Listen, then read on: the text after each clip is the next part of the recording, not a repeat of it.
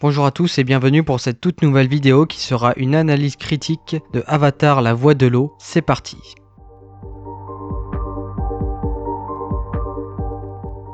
« 13 ans après Avatar, James Cameron livre une suite encore plus ambitieuse sur le plan technique. Malheureusement, la prouesse visuelle masque mal une grande pauvreté narrative, donnant un film long, répétitif et émotionnellement superficiel.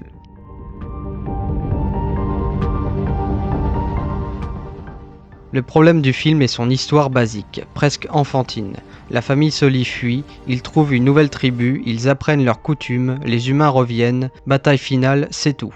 Aucun enjeu dramatique complexe, aucun retournement marquant, aucune évolution thématique forte, le récit fonctionne comme un long tutoriel touristique sur un nouveau biome de Pandora. Le conflit principal repose encore sur « les humains sont méchants, la nature est pure ». Une opposition binaire déjà critiquée en 2009, ici recyclée sans nuance ni profondeur politique ou philosophique.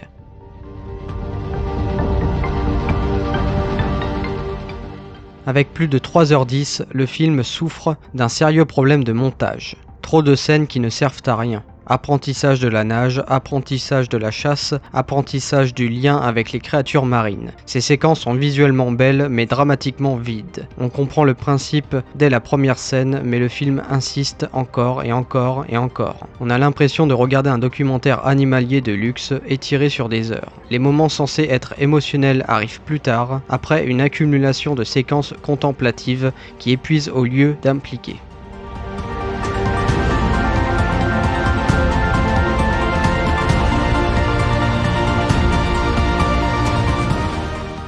Son arc narratif se résume à « Je dois protéger ma famille ». C'est son unique moteur dramatique pendant 3 heures. Aucune remise en question, aucune faille psychologique complexe.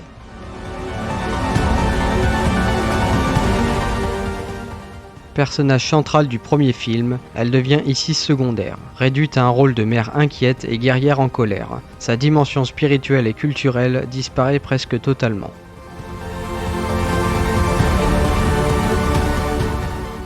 Le fils rebelle, le fils parfait, la fille sensible, l'adolescente adoptée mystérieuse. Leur développement tient en quelques traits de caractère très prévisibles. Certaines scènes tragiques cherchent à émouvoir, mais l'attachement n'a pas été suffisamment construit.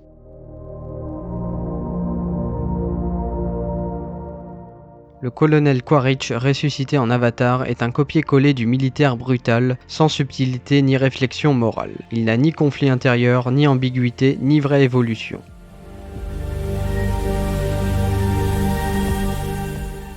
Oui, c'est magnifique, techniquement c'est probablement l'un des films les plus impressionnants jamais réalisés, mais il y a un problème majeur. La forme écrase totalement le fond. Chaque scène semble conçue pour regarder comme c'est beau, au lieu de regarder ce que vivent les personnages. Les longues séquences aquatiques finissent par ressembler à une démonstration technologique, presque narcissique, où l'émotion passe après la performance visuelle.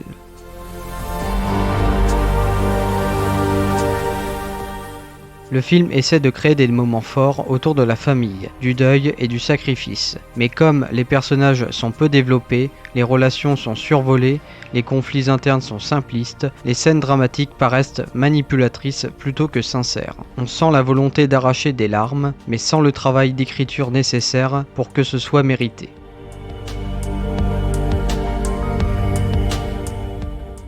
Autre frustration majeure, le film donne l'impression d'être une introduction au vrai conflit des suites. Beaucoup d'éléments sont posés sans être explorés. L'origine mystérieuse de Kiri, la relation père-fils du méchant, le destin futur de Pandora. Au lieu d'un récit complet, on a un énorme chapitre 1, ce qui rend l'expérience encore plus longue et moins satisfaisante.